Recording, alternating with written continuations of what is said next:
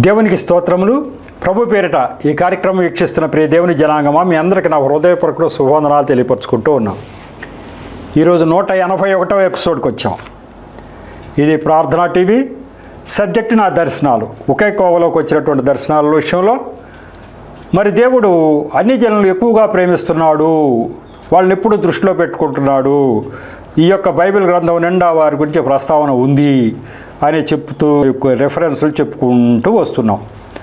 ఆ రెఫరెన్సుల్లోనే మరి పాత నిబంధన గ్రంథం అంటే యేసుప్రభు వారు ఈ లోకానికి రాకముందు ఆయన ఆత్మరూపంలో యెహోవా దేవుడి దగ్గర ఉండగా, పరిపాలన సాగిస్తూ ఉండగా, ఈ ప్రపంచాన్నంతటినీ పరిపాలిస్తున్న రోజుల్లో మరి కీర్తనాకారుడు దావీదు గారి ద్వారా రాయించినటువంటి కొన్ని విషయాలు చూసుకుని ఒక్కొక్క రెఫరెన్స్కి వెళ్దాం అనుకుంటున్నా.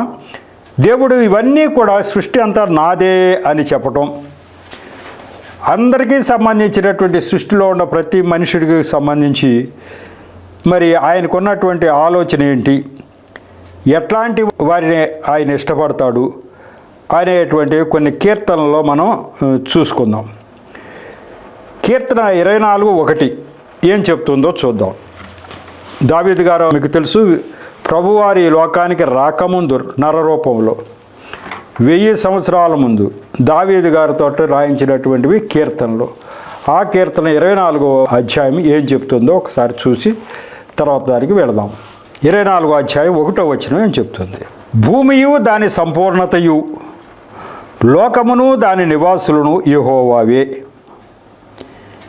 ఈ ఒక్క వచనమే, ఈ వచనంలో పూర్తిగా ఆ సృష్టికర్త అనే జ్ఞానం ఇమిడి ఉంది. భూమి దాని సంపూర్ణతను, లోకము దాని నివాసులు యెహోవావే. లోకము దాని నివాసులు అంటే ఒక్క ఇజ్రాయెల్ ప్రజలు కాదు కదా, లోకములో ఉన్న అన్ని జాతుల ప్రజలు అందరూ కూడా దాంట్లో నివాసం ఉన్న వాళ్ళు యెహోవావే. ఇక దీంట్లో నివాసం ఉన్న మనుషులు ఒకలేనా? ప్రతి ప్రాణి కూడా, భూమి మీద ఉన్న ప్రతి ప్రాణి కూడా దేవుడివే. ఇక భూమి దాని సంపూర్ణత అన్నారే, ఇక భూమి మీద ఉన్న ప్రతిదీ కూడా అన్నీ కూడా ఆయనయే అని చెప్తున్నాడు. దీన్ని బట్టి మనకు అర్థం అవ్వాల్సింది ఏంటంటే ఆయన సృష్టి నిర్మాత, ఆయనే అధికారి ఎవరి మీద? అందరికీ. అందుకని ఈ పరిపాలన అంతా కూడా దేవుడు అనాదిగా ఆయన ఆత్మరూపంలో కానీ, మనిషి రూపంలో వచ్చి కానీ, తర్వాత ఇప్పుడు పరిశుద్ధాత్మ ఆత్మరూపంలో కానీ ఆయనే పరిపాలన సాగిస్తూ ఉన్నాడు. ఆయన మాట్లాడుతూ ఉన్నాడు.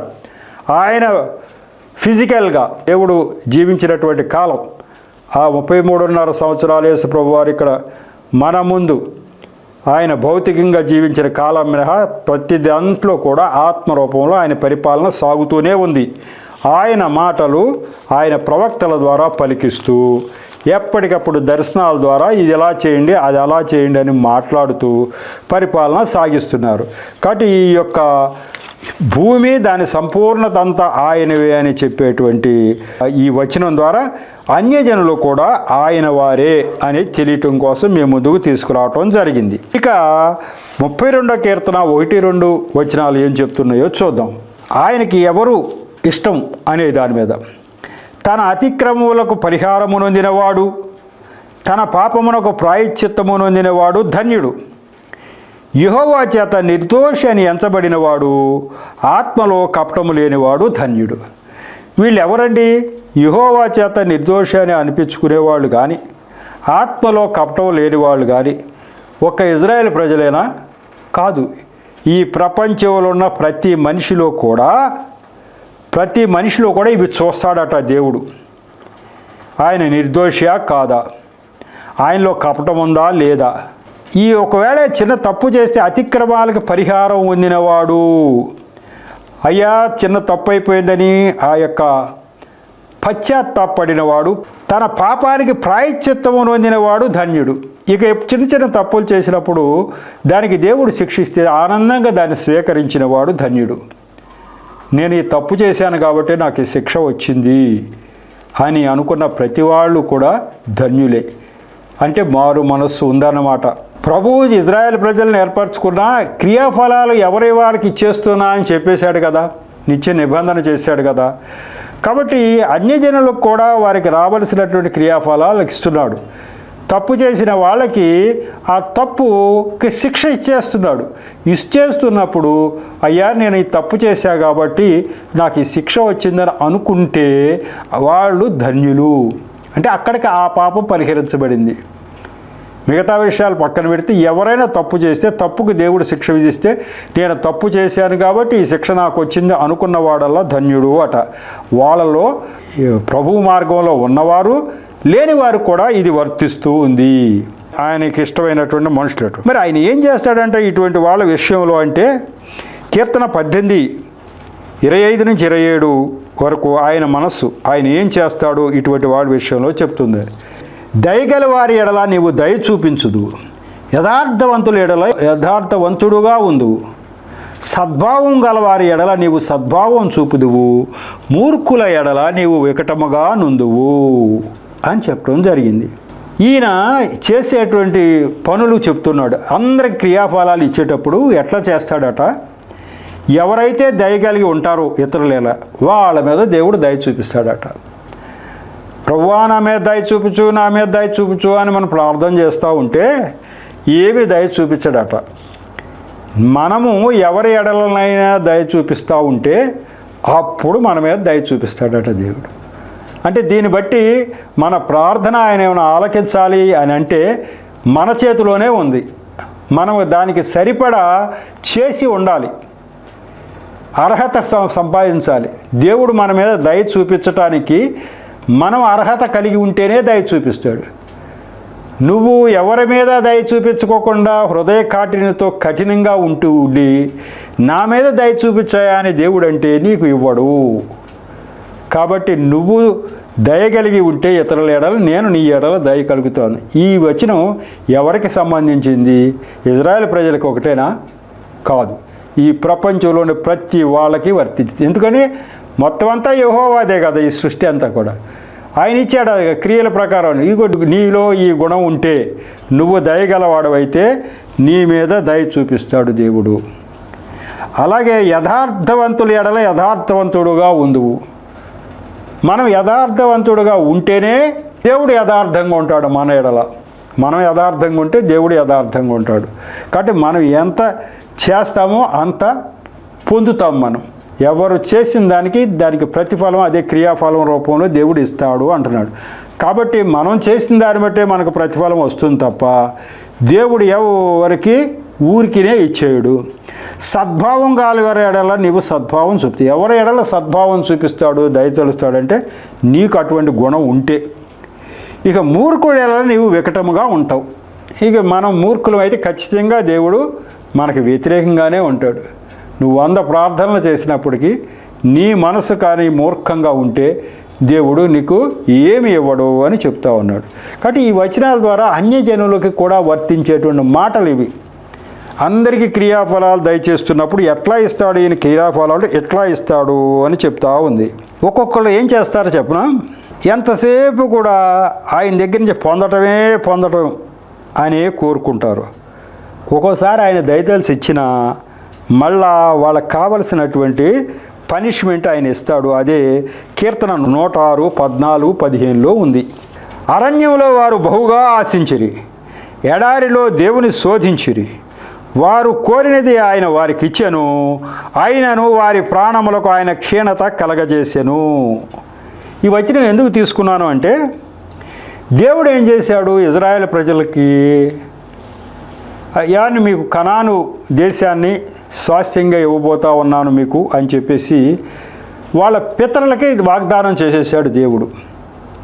అబ్రాహాం గారితో చెప్పాడు, ఇదిగో 430 సంవత్సరాల అబ్బాయి మీ వాళ్ళంతా కూడా అక్కడ వేరే చోట్ల బానిసలుగా చేయవలసిన పని ఉంది. బానిసలు అయిన తర్వాత విడిపిస్తా, తీసుకొస్తా, కనాను దేశాన్ని ఇస్తా అని చెప్పేశాడు. ఆయన కష్టపడి మరి వాళ్ళని విడిపించి తీసుకొస్తున్నాడు. చెప్పేశాడుగా పితరులకి. తీసుకొస్తుంటే వీళ్ళు ఎన్ని రకాలుగా శోధించాలో అన్ని రకాలుగా దేవుడిని శోధించారు. మోషే గారి నాయకత్వంలో వాళ్ళని తీసుకొస్తూ ఉంటే మోషే గారు నానా ఇబ్బందులు పెట్టారు. సణుగుడు గొణుగుడు, మాకు అది లేదు ఇది లేదని మొదలుపెట్టారు. దేవుడు కోపం వస్తుంది. కోపం వస్తే ఏం చేయటం, మరి వాళ్ళు తీసుకొస్తానని మాట ఇచ్చేసాడు కదా వీళ్ళకి మాట. కాబట్టి వాళ్ళు ఏది కావాలంటే అది వచ్చేట్టు చేశాడు. ఆహారం. వాళ్ళు మాకు మాంసం లేదంటే ఆ పూరేళ్ళు వచ్చి వాళ్ళ గుడారాల దగ్గర పడేటట్టుగా చేశాడు.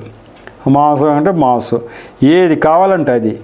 ఇక వాళ్ళకి పూర్తి సంరక్షణ తీసుకుంటూ వచ్చాడు. నీళ్లు లేవు అంటే సణుగుతూ ఉంటే ఒక కొండ నుంచి నీళ్లు రప్పించాడు. ఏది కావాలంటే అది ఇచ్చేసాడు. కానీ దేవుడికి కోపం వస్తుంది. ఏంటి వీళ్ళు ఇలా అడుగుతున్నారు? ఇప్పుడు నేనైతే వాగ్దానం చేసే వీళ్ళ పితరులకి చేసిన దాన్ని బట్టి వీళ్ళని తీసుకురావాలి, వీళ్ళేమో ఎలా సణుగుతున్నారని చెప్పి చేసి అడిగిన ఎలా ఇచ్చేశారట. ఏమన్నాడు ఆయన?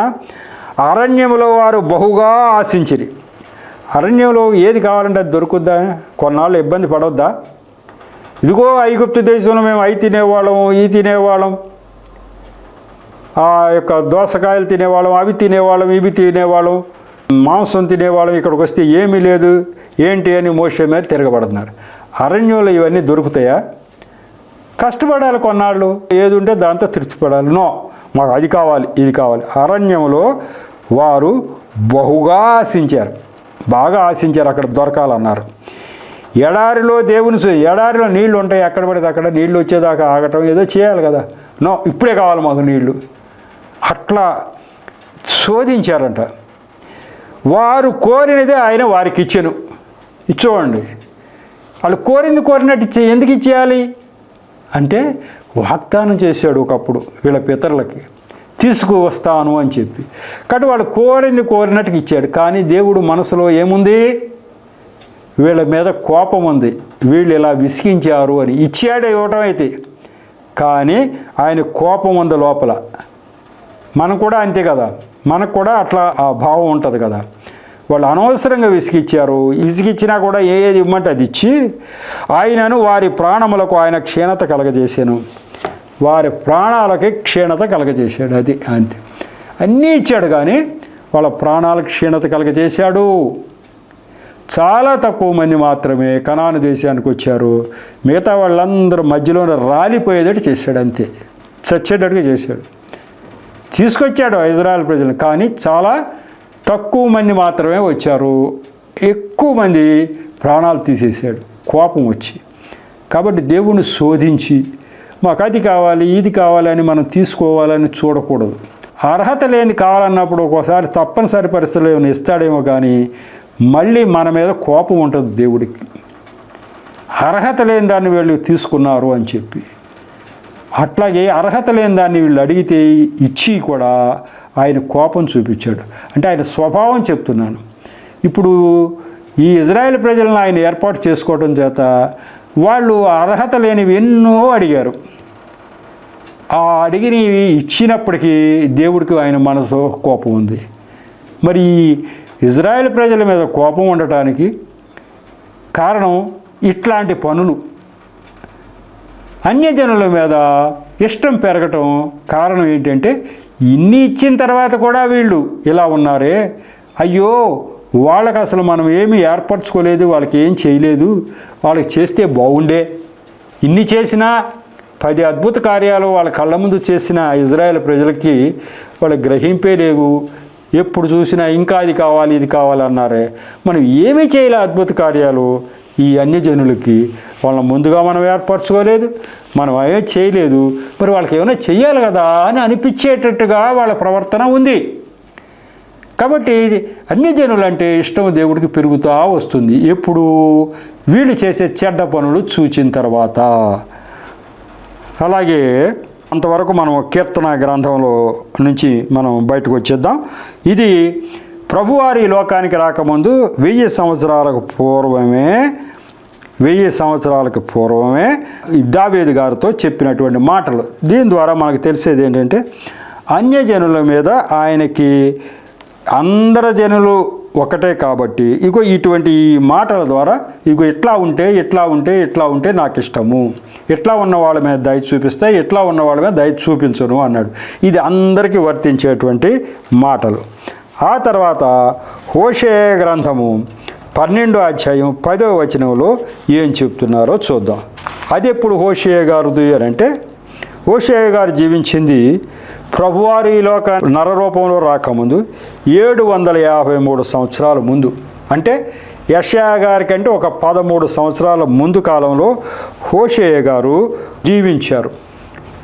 మరి ఈ ఎపిసోడ్లో ఈ హోషేయ గారి గురించి కూడా చెప్పుకుంటే తర్వాత ఇంకొక ప్రవక్త దగ్గరికి మనం వెళదాం. హోషేయ 12వ అధ్యాయం 10వ వచనం. ప్రవక్తలతో నేను మాట్లాడి ఉన్నాను, విస్తారమైన దర్శనములు నేను ఇచ్చి ఉన్నాను, ఉపమాన రీతిగా అనేక పర్యాయములు ప్రవక్తల ద్వారా మాట్లాడి ఉన్నాను అని చెప్తాం జరిగింది. అంటే వీళ్ళకి చేసినటువంటి మేళ్ళు గురించి ఆయన చెప్తా ఉన్నాడు. హోషేయ వలన చెప్తున్నాడు. ఆయన ప్రజలు ఏమనుకుంటున్నారంటే 12వ అధ్యాయం 7వ వచనంలో చదివి మీకు ఎక్స్ప్లెయిన్ చేస్తాను. ఎఫ్రాయిం వారు కనానీయులు వర్తకుల వంటి వారై అన్యాయపు త్రాసును వాడుక చేసేదరు. బాధ పెట్టవలనన్న కోరిక వారికి కలదు. నా కష్టార్జితలను దేనిని బట్టి శిక్షకు తగిన పాపము నాలోనున్నట్టు ఎవరునూ కనపరచలేరని ఎఫ్రాయిము అనుకొనుచున్నాడు. అయితే ఐగుప్తు దేశంలో నుండి మీరు వచ్చినది మొదలుకొని యెహోవానగు నేనే మీకు దేవుడను. నియామక దినములలో మీరు డేరాల్లో కాపురమున్నట్లు నేనికను మిమ్మును డేరాల్లో నివసింపజేతును.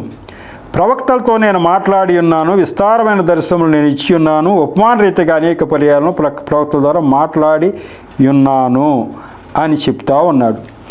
దీని అంతటి సారాంశం ఏంటి అంటే, ఈ ప్రవక్తల ద్వారా మాట్లాడి ఉన్నాను ఇవన్నీ చెప్పడానికి కారణం ఏంటంటే, ఈ ఎఫ్రాయిం ఈయన ఎవరికి ప్రవక్త?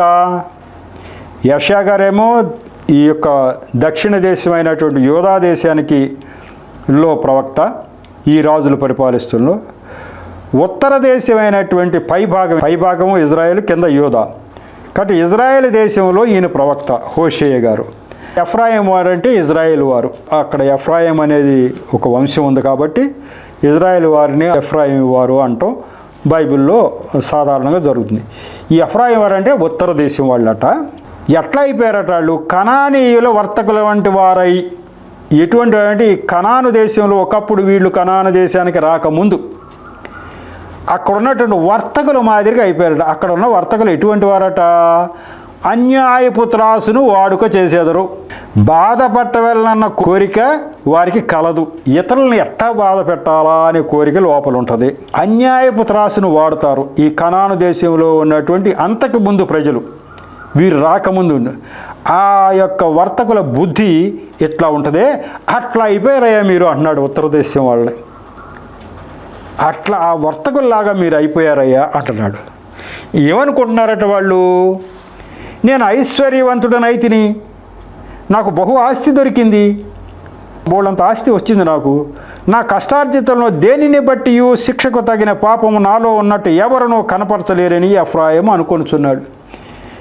వీడు ఎటువంటి వాడు అయిపోయారంటే ఎఫ్రాయిం వాళ్ళు ఆ కనాను దేశంలో ఒకప్పుడు ఉన్నవారు చేసినటువంటి వర్తకుల్లాగా అయిపోయారు. అంటే వీళ్ళేంటి? తప్పుడు త్రాసులు పెట్టడం, ఇతరులకు అపకారం చేయటం, ఇతరులను మోసం చేయటం అనే బుద్ధులతో తయారైన వాళ్ళు ఐశ్వర్యం సంపాదించారా తప్పుడు పనులన్నీ చేస్తే దొంగతాసులు పెడతాం. అలాగే ఇతరుల సొమ్ము ఎలా కాజేద్దాము, ప్రతి క్షణము కూడా ఇతరుల సొమ్ము ఎలా కాజేద్దాము ఆలోచన ఉంటే బాగా డబ్బు సంపాదించుకున్నారట. ఎవరు? ఈ ఉత్తర దేశం వాళ్ళు బాగా ఆలోచించాడు. వీళ్ళెవరు? దేవుడు ఏర్పరచుకున్న ప్రజలే. దక్షిణ దేశం, ఉత్తర దేశం రెండు కూడా దేవుడు ఏర్పరచుకున్న ఇజ్రాయేల్ ప్రజలే. ఈ పైనున్న దేశం వాళ్ళు ఏమనుకుంటున్నారట? మేము మా ఆస్తి మేము సంపాదించుకున్నాం, మా ఆస్తి అంతా మా కష్టార్జితంతో సంపాదించాం. ఏంటి కష్టార్జితం అంటే తప్పుడు త్రాసులు పెట్టడం, ఇతరుల సొమ్ము కాజేయటం. కానీ వాడేమనుకుంటున్నారు? మా కష్టార్జితంలో దేన్ని బట్టి శిక్షకు తగిన పాపం మాలో ఉన్నట్టు ఎవరునూ కనపరచలేరు. ఎవరు కూడా తప్పు పట్టుకోలేరు. మన దేవుడు పట్టుకుంటాడుగా. వాళ్ళకి తెలియదు. వాళ్ళు ఏమనుకుంటున్నారు? మనం చూసే త్రాసులో తేడా ఉంది, ఇది ఎవరికి తెలియదు. మనం సంపాదించుకుంటున్నాం, మన కష్టపడి సంపాదించుకుంటున్నాం అనుకుంటాం. ఎవ్వరు మమ్మల్ని పట్టుకోలేరు, మేము తప్పు చేస్తున్నామని ఎవరికి దొరకం అనుకుంటున్నారట. కానీ ఈ దేవుడు అన్నీ చూసే దేవుడు కాదు. మీరు చేసే తప్పుడు పని అంతా మీ డబ్బు సంపాదించుకోవటం వెనక ఏం మోసం ఉందో నాకు తెలుసబ్బా అనే దేవుడు ఆయన. అప్పుడు అంటున్నాడు ఆయన, ఇదిగో మీకు ఎన్నోసార్లు చెప్పా ఇదివరకే ప్రవక్తలతో దర్శనాలు చూపించా, అనేక పర్యాయాలు మీకు ఇలా చేశా. అందుకనే ఏమంటున్నాడు అంటే, నిజముగా గిలాదు చెడ్డది, అచ్చటి వ్యర్థములు గిల్గాలులో జనులు ఎడ్లను బలుగా అర్పించిన వారి బలిపీఠములు దున్నిన చేని గనిమల మీద ఉన్న రాళ్ల కుప్పల వలె ఉన్నవి అని చెప్తూ ఆఖరికి చెప్పింది ఏంటంటే, ఎఫ్రాయిము బహు ఘోరమైన కోపం పుట్టించెను గనుక అతనిని ఏలివాడు అతడు చేసిన నరహత్యకి అతని మీద నేరము మోపును, అతడు పరులకు అవమానము కలగజేసినందుకై నేను అతని అవమానపరుతును. ఇది నేను అతన్ని అవమానపరుస్తాను అంతే. నువ్వు నా ఆస్తి నా ఐశ్వర్యం నాది, నన్ను తప్పు ఎవడో పట్టుకోలేడు అనుకుంటున్నావే. ఇదంతా పై దేశం గురించి ఉత్తర దేశం గురించి చెప్తున్నాడు. నా ఆస్తి ఇదంతా నా ఆస్తి అని అనుకుంటున్నావు, కానీ ఇదంతా ఎఫ్రాయిము బహు ఘోరమైన కోపం పుట్టించాను. దేవుడు చూసేశాడు ఇది ఘోరమైన పాపము. కాబట్టి ఏం చేస్తున్నాడు, అతని మీద ఆ నేరం మోపి అతన్ని నేను అవమానపరుస్తాను అన్నాడు. ఖచ్చితంగా మరి 753లో జరిగింది ఇది. ఎవరు? ఈ యొక్క ప్రవక్త హోషేయ గారు ఉత్తర దేశంలో ప్రకటించాడు. నిన్ను అవమానపరుస్తా అన్నాడు. కరెక్ట్గా 722 అంటే 31 సంవత్సరాల తర్వాత ఆ దేశాన్ని అష్షూరుకి అప్పచెప్పేశాడు దేవుడు. అంతే. వాళ్ళు ఏమనుకున్నారు, బాగా సంపాదించుకున్నాం, మాలో తప్పు ఉందని ఎవడో కనుక్కోలేడు, ఇదిగో ఇట్లా సంగతి అట్లా సంగతి అంటే అప్పుడు దేవుడు చెప్పాడు, అయ్యా నాకు అన్నీ తెలుసు మీరు చేసే తప్పులు, పైగా ప్రవక్తల నోటి ద్వారా మీరు తప్పుడు పనులు చేస్తున్నారని చెప్పా, అయినా మీరు సరిదిద్దుకోలే. అలాగే దర్శనాలు చూపించా, మీరు సరిదిద్దుకొని అయినా తప్పులు, కాబట్టి మిమ్మల్ని శిక్షిస్తున్నా అన్నాడు. ఎవరి ద్వారా చెప్పాడు? హోషేయ గారి ద్వారా. కరెక్ట్గా 31 సంవత్సరాల తర్వాత అష్షూరు దేశం వచ్చి ఉత్తర దేశాన్ని కొల్లగొట్టి బానిసలుగా తీసుకుపోయింది. కింద దక్షిణ దేశమే అట్లా ఉంది, ఇంకో 100 సంవత్సరాలు దక్షిణ దేశం ఉంది. వాళ్ళకి అంత పాపం చేయలే. ఎక్కువ పాపం చేసిన వాళ్ళు పై దేశం ఉత్తర దేశం ఇజ్రాయెల్ దేశం ఎక్కువ పాపం చేసింది. యోధా దేశం కంటే ఇజ్రాయెల్ దేశం ఎక్కువ పాపం చేసింది. పైగా కపటంతో, కపటమైన బుద్ధితో మమ్మల్ని ఎవరు పట్టుకోలేరు అనుకుంటుంది. దేవుడు వచ్చి మాట్లాడుతున్నాడు ప్రవక్తలు. అనేక మంది ప్రవక్తలు ఇజ్రాయెల్ దేశంలో కూడా గొప్ప గొప్ప ప్రవక్తలు వచ్చారు. ఏలియా వీళ్ళంతా కూడా ప్రవక్తల ద్వారా మాట్లాడాడు. ఎవరితో మాట్లాడిన వాళ్ళు వినిపించుకోలే. ఇట్లా చెప్పాను మాట్లాడాను అయినా వినిపించుకోలేదు. కాబట్టి మిమ్మల్ని ఖచ్చితంగా వేరే వాళ్ళకి అప్పచెప్తానని అష్షూరు దేశానికి వాళ్ళని అప్పచెప్పేయటం జరిగింది. దీని ద్వారా మనం గ్రహించవలసింది ఏంటి అంటే, ఈ యొక్క అన్యజనులన్న వారికి నేను ఏ ప్రవక్త ద్వారా మాట్లాడలేదు, వాళ్ళకి ఏ దర్శనాలు నేను చూపించలేదు, వాళ్ళని స్వాస్థ్యంగా ఏర్పరచుకోలేదు, కానీ వీళ్ళకి ఇన్ని చెప్పి ఇన్ని చేసినా తప్పు చేస్తూనే ఉన్నారు అని చెప్పి దేవుడు అనుకోవటమే కాదు కదా. మరి ఇదివరకు చెప్పినట్లుగా మిమ్మును బట్టి ఏ కదా నానామము అన్యజనుల ఎదుట దూషింపబడుతున్నది అని వ్రాయబడి ఉన్న ప్రకారమని రోమాపత్రికలో మరి పౌలు గారు రాశాడు. మిమ్మును బట్టే నా నామం దూషింపబడుతుంది అన్యజనుల్లో అంటే ఇట్లాంటి పనులు చేయటం వల్లే. ఇప్పుడు మీరు తప్పు చేయటం నేను వేరే వాళ్ళకి ఇంకా వస్తే తర్వాత వచ్చిన వాళ్ళు వేరే దేశాలకు చెప్పినప్పుడు వాళ్ళు అనుకుంటారు, ఓహో వీళ్ళ ఇజ్రాయెల్ ప్రజల బైబిల్ గ్రంథంలో దేవుడి యొక్క ప్రజలంట వీళ్ళు ఇక్కడికి ఎందుకు వచ్చారు అంటే వీడు తప్పుడు పనులు చేశారు, వాళ్ళ దేవుడు మనకు చెప్పాడని వాళ్ళందరూ మరి దేవుణ్ణి దూషించే విధంగా మీరు చేస్తున్నారు అని చెప్పడం జరిగింది. కాబట్టి హోషేయ ప్రవక్త ద్వారా మాట్లాడినటువంటి మాటలు ఉత్తర దేశం గురించి, ఆ ఉత్తర దేశం హోషేయ చెప్పినట్టుగానే దేవుడు హోషేయతో మాట్లాడించినట్టుగానే మరి 722 BC ఇప్పుడు క్రీస్తు పూర్వం 722లో అష్షూరు దేశానికి బానిసలుగా వాళ్ళని అప్పచెప్పేయటం జరిగింది. ఇది హోషేయ ప్రవక్త ద్వారా ఉత్తర దేశం గురించి దేవుడు చెప్పినటువంటి మాట, అది నెరవేరింది. ఇక ఆ తర్వాత వచ్చిన తర్వాత మేకా గారు చాలా చోట్ల ప్రవచించారు. వరుసలో వస్తున్న క్రీస్తు పూర్వం 753 అయింది. ఇప్పుడు తర్వాత మేకా క్రీస్తు పూర్వం 750 కొద్ది సంవత్సరాల తర్వాత వచ్చినటువంటి ఆయన మేకా. ఈయన గురించి మాట్లాడదాం. ఈయన దక్షిణ దేశం గురించి మాట్లాడినటువంటి మాటలు ఉంటాయి. కాబట్టి ఇవన్నీ తర్వాత ఎపిసోడ్లో తీసుకెళ్దాం. ఇప్పటికైతే ఈ యొక్క 181 ఎపిసోడ్ని ముగిద్దాం. దేవుడికి మాటల్ని సాక్ష్యాన్ని దీవించునుగాక. చిన్న ప్రార్థన చేసి ముగిస్తా. కృపగల దేవ, మహాపరిశుద్ధుడా, ప్రేమగల తండ్రి, ప్రభా మీకు వందనాలు స్తోత్రాలు చెల్లించుకుంటున్నా తండ్రి. ఈ 181వ ఎపిసోడ్ను కూడా తగిన విధమైన నడిపి మీరు దయచేశారు. నన్ను మరుగుపరిచి మీరు నా నోటి ద్వారా మాట్లాడారు. వింటున్న బిడ్డల హృదయాల తెరిచి విషయాన్ని గ్రహించే శక్తిని దయచేశారు.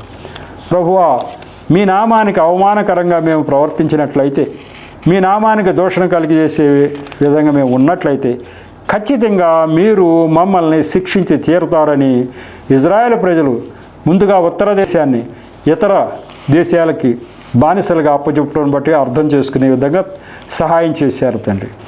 కాబట్టి ప్రభువా, ఈ యొక్క వాక్యం వెలుగుల్లో బిడ్డల హృదయాలను గ్రహింపు దయచేయండి.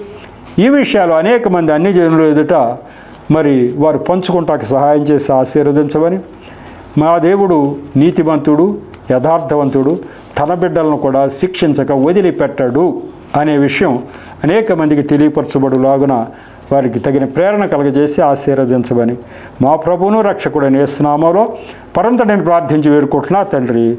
ఆమేన్. మరొకసారి మీ అందరికీ నా హృదయపూర్వకమైనటువంటి శుభవందనాలు తెలియపరచుకుంటున్నాను. వందనాలు.